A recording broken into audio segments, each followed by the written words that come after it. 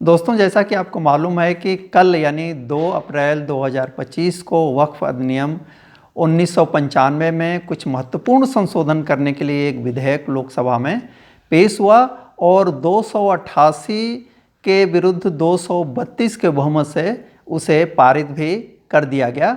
और इसके पारित होने के बाद से ही जो पूरा समाज है, जो इंटेलेक्चुअल क्लास है, वह दो वर्गों में विभाजित हो गया। एक तो वह वर्ग है जो इस संशोधनों का परिवर्तनों का समर्थन कर रहा है और मान रहा है कि वास्तव में जिस उद्देश्य के लिए वक्फ बोर्ड की स्थापना हुई थी वह अब सफल होगा, यानी कि गरीबों के हितों के लिए वक्फ प्रॉपर्टी का इस्तेमाल किया जा सकेगा। दूसरा एक वर्ग ऐसा है जो यह मान रहा है कि नहीं, यह संसद द्वारा मुस्लिमों के धार्मिक मामलों में हस्तक्षेप का एक प्रयास है।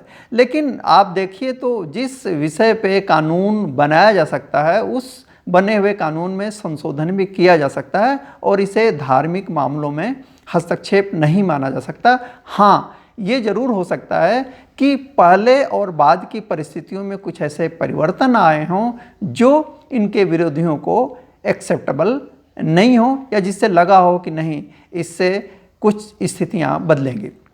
तो सबसे पहले सवाल ये उठता है कि आखिर वक्फ अधिनियम 1995 में संशोधन की जरूरत ही क्यों पड़ी। तो ध्यान रखना हमें होगा कि 2009 के बाद यह फैक्चुअली देखा गया कि वक्फ प्रॉपर्टी में बहुत ज़्यादा वृद्धि हुई और यह लगभग 9 सालों में दोगुनी हो गई।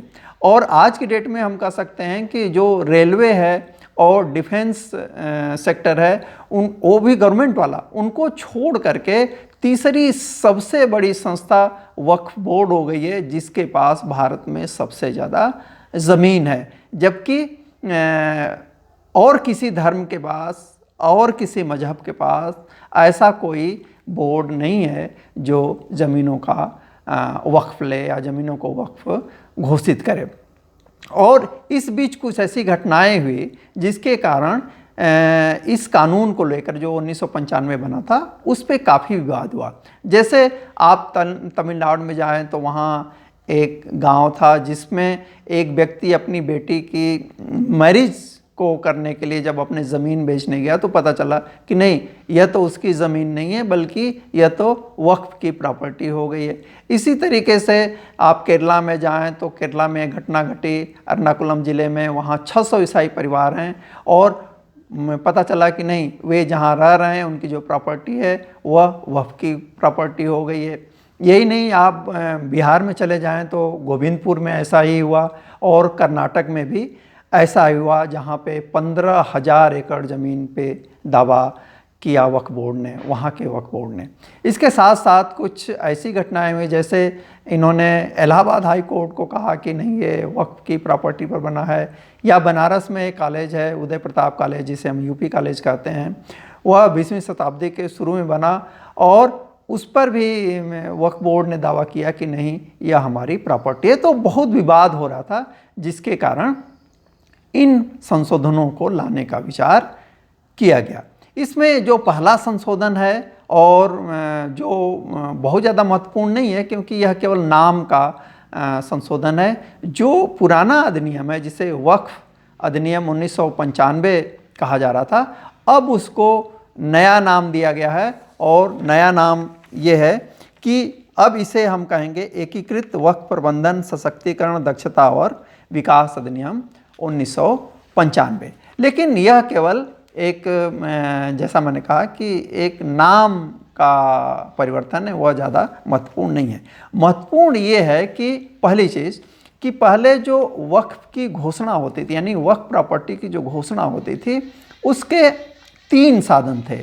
एक तो ये कि यह घोषणा की जाए कि नहीं, यह प्रॉपर्टी वक्फ में दी जा रही है, या उपयोग था, या तीसरा था वसीयत के माध्यम से।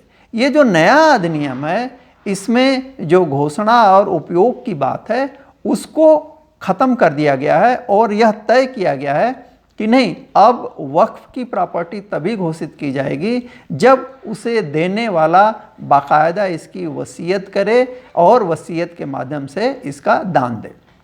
साथ साथ एक और महत्वपूर्ण इसमें परिवर्तन हुआ है कि यह वक्फ भी वही व्यक्ति कर सकता है जो कम से कम पिछले 5 सालों से इस्लाम धर्म में हो या एक मुस्लिम के रूप में अपना जीवन जी रहा हो। यह आप सोच सकते हैं कि यह कन्वर्जन को ध्यान में रख करके किया गया है। दूसरा जो महत्वपूर्ण परिवर्तन है वह है कि पहले वक्फ बोर्ड्स के पास, और इस समय देश में 32 वक्फ बोर्ड हैं अलग अलग राज्यों में, तो वक्फ बोर्ड के पास ये अधिकार था कि वे किसी भी संपत्ति को, चाहे वह किसी की निजी संपत्ति हो और चाहे वह किसी की सरकारी संपत्ति हो, जैसा मैंने कहा कि इलाहाबाद हाई कोर्ट पर भी ऐसा दावा किया गया था, तो वे वक्फ की प्रॉपर्टी घोषित कर सकते थे। लेकिन ये जो संशोधन हो रहा है, जो विधेयक प्रस्तुत किया गया है और जो लोकसभा में पास भी हो चुका है, उसमें कहा गया है कि किसी भी सरकारी संपत्ति को वक्फ की प्रॉपर्टी घोषित नहीं की जा सकती, और यदि पहले से सरकारी संपत्तियों की घोषणा हो चुकी है वक्फ प्रॉपर्टी के रूप में, तो उसे एक प्रकार से निरस्त माना जाएगा, उसको अब वक्फ की प्रॉपर्टी के रूप में स्वीकार नहीं किया जाएगा। तो ये तीसरा चेंज हुआ। और सबसे विवादित और सबसे महत्वपूर्ण एक परिवर्तन हुआ है जो पुराने अधिनियम में चेंज करके 2013 में एक सेक्शन डाला गया था, सेक्शन 40। यह सबसे विवादित उसका पार्ट था। इसमें यह कहा गया कि यदि ये रीजन टू बिलीव, यदि वक्फ बोर्ड के पास यह विश्वास करने का कारण है कि यह संपत्ति वक्फ की है, तो वह उसे वक्फ की प्रॉपर्टी घोषित कर सकता था। इस आर्टिकल को पूरी तरीके से निरस्त कर दिया गया। यानी अब जो राज्यों के वक्फ बोर्ड हैं उनके पास यह पावर नहीं है कि वह किसी भी संपत्ति को इस धारणा के आधार पर कि नहीं यह वक्फ की प्रॉपर्टी है या इसे होना चाहिए, वक्फ की प्रॉपर्टी अब घोषित नहीं किया जा सकता। तो इससे विवाद का एक बहुत बड़ा जो कारण था, जो जड़ था, उसको अब समाप्त किया जा सकेगा। एक और परिवर्तन हुआ है। पहले जब वक्फ बोर्ड किसी प्रॉपर्टी को वक्फ घोषित कर देता था, तो उसके लिए यदि कोई विवाद है, कोई आपत्ति है, किसी को मालूम चला, तो वह जो बोर्ड का ट्रिब्यूनल है, न्यायीकरण है, उस ट्रिब्यूनल में ही आप अपील कर सकते थे, और कुछ स्पेशल केसेस को छोड़ करके आपको हाई कोर्ट या ऊपर के न्यायालय में जाने की अनुमति नहीं थी।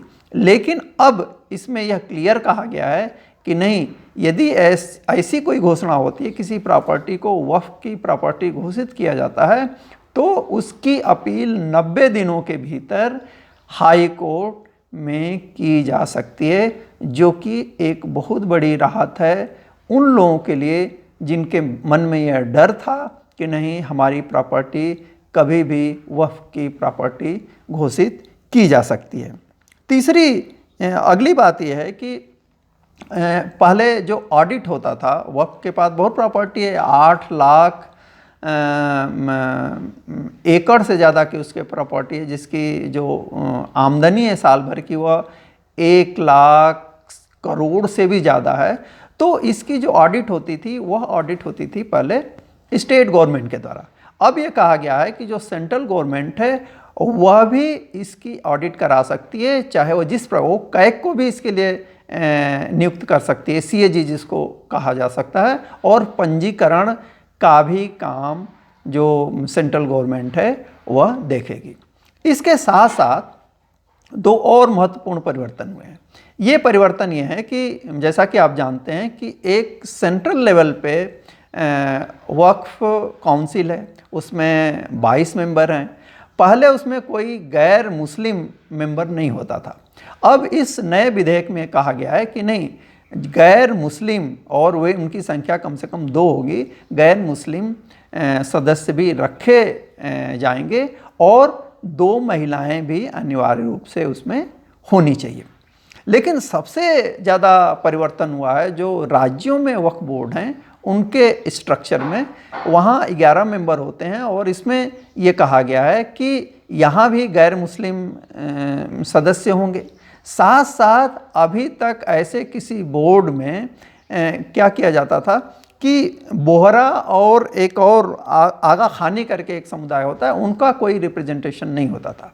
अब इस नए अधिनियम में उनको भी इसमें शामिल किया गया, यानी उसमें सिया भी होंगे, उसमें सुन्नी भी होंगे, उसमें बोहरा भी होंगे, उसमें आगा खानी भी होंगे और साथ ही साथ उसमें 2 महिलाएं भी होंगी। और एक और जो परंपरा थी कि नहीं, जो मुस्लिम सांसद होंगे, विधायक होंगे या बार काउंसिल के मेंबर होंगे वही इसमें इंक्लूड होंगे। तो यहाँ एक परिवर्तन किया गया है कि उनका मुस्लिम होना जरूरी नहीं, 2 मेंबर गैर मुस्लिम रखने हैं तो कोई भी हो सकता है। और दूसरी चीज़ की यह जो नॉमिनेशन होगा यह सरकार करेगी। तो यह कुछ महत्वपूर्ण संशोधन है जो हमारे पुराने वक्फ अधिनियम 1995 में लाए जाने हैं। लोकसभा में यह विधेयक पारित हो चुका है और राज्यसभा में इसका पारित होना है, वहाँ भी बहस होगी।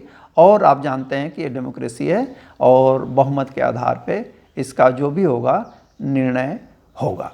तो ये थे कुछ परिवर्तन और मुझे उम्मीद है कि इससे वक्फ बोर्ड संशोधन जो पेश हुआ है और नया जो कानून अस्तित्व में आएगा उसको समझने में आपको आसानी होगी। तो देखते रहिए, पढ़ते रहिए। Thank you.